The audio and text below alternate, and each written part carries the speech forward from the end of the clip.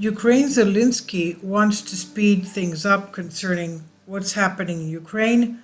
The US is now distancing itself. The only solution for peace is the Musk proposal. Elon Musk. Ukrainian President Volodymyr Zelensky calling for preemptive strikes against Russia. Zelensky calling for the preemptives. And he says, I once again appeal for the international community as I did before February 24. We need strikes so that they know what will happen to them if they use nukes and not other way around. So he says that Ukraine should strike first. He says, don't wait for Russia strikes and then say, since you've done this, take it from us. Review the way you apply pressure. And that's what NATO needs to do, he said, review the order in which it puts pressure on Russia. Following the international backlash, Kiev officials claimed that Zelensky's words were misreported by the media. The president talked about the period before February 24th. At that time, it was necessary to implement preventive measures to prevent the start of the conflict. Let me remind you that the only measures discussed at that time were preemptive sanctions, Presidential Press Secretary Serhiy Nikiforov wrote. However, the reality is different.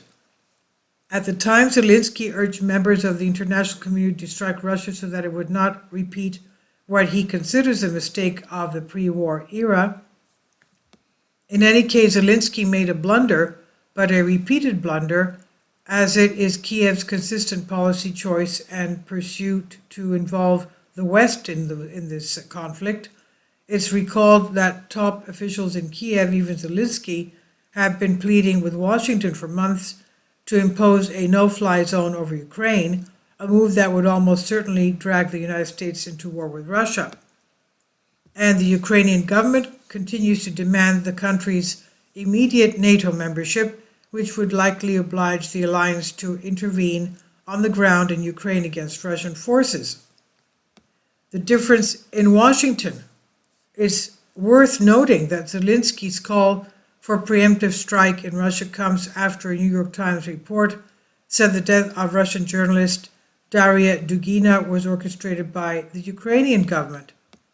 U.S. officials have reportedly notified that the Ukrainian counterparts are parts of this, which they say serves no legitimate purpose and could provoke retaliation from Russia against Kiev officials. Overall, the events of the past week have brought back to the fore subtle but significant divergences of interest between Ukraine and Washington and the U.S. The Ukrainian leadership, locked in what it sees as an existential war for its survival now, is willing to do anything at any cost in the name of victory against Russia. On the other hand, the White House, while heavily investing in the success of Ukraine, has drawn military and political boundaries with the aim of preventing nuclear escalation, preventing the conflict from spilling over into the European continent. So even as Zelensky is pushing the West to commit what it is a de jure act of war against Russia, top U.S. officials are privately and publicly expressing concerns that the Russian-Ukrainian war could trigger a catastrophic nuclear spiral. For the first time since the Cuban Missile Crisis, we face immediate threat of nuclear war if in fact things continue on the same trajectory, is what President Joe Biden said a few days ago. And he said, we risk an Armageddon.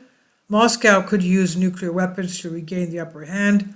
Voices of doubt against Putin were beginning to be heard. Moscow does not fully control any of the 4 Ukrainian regions in the annexed areas of Ukraine.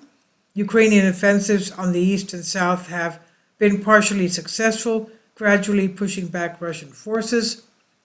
7 months into this conflict, the Kremlin appears far from achieving its main goals, including the unconditional capitulation of the Zelensky government and the drastic downgrading of Ukraine's long-term military capabilities. Recent weeks show the war was entered the dangerous new phase, sparking fresh calls for de-escalation.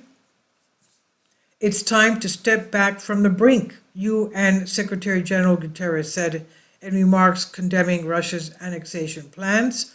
Now, more than ever, we must work together to end this destructive and senseless war and uphold the UN Charter and international law. Tech billionaire Elon Musk tweeted an effective peace formula that includes recognition of Russian-controlled Crimea, a repeat of the UN-supervised referendums in the 4 regions annexed by Russia, and a guarantee of Ukrainian neutrality. Musk's proposal is an updated and somewhat more thorough version of the peace plan presented by Henry Kissinger earlier this summer. Remember, Kissinger said that it was a mistake for NATO advancing various areas into Ukraine because it promised not to do so, and that all this could have been avoided, is what Kissinger said. Now, although they differ in the details of execution, the rest on the same underlying assumptions. There is no military solution to the human tragedy unfolding in Ukraine, and policymakers must abandon ill-conceived dreams of peace through total victory in favor of serious diplomatic engagement. The ensuing negotiations are sure to be difficult, but the looming alternative, a head-on clash between the world's 2 biggest nuclear powers, is unthinkable. And I've translated this for you. This is from Banking News Greece. I've translated this for you from a Greek article. Please leave your comments, and thank you for your support. Kindly support my Patreon account.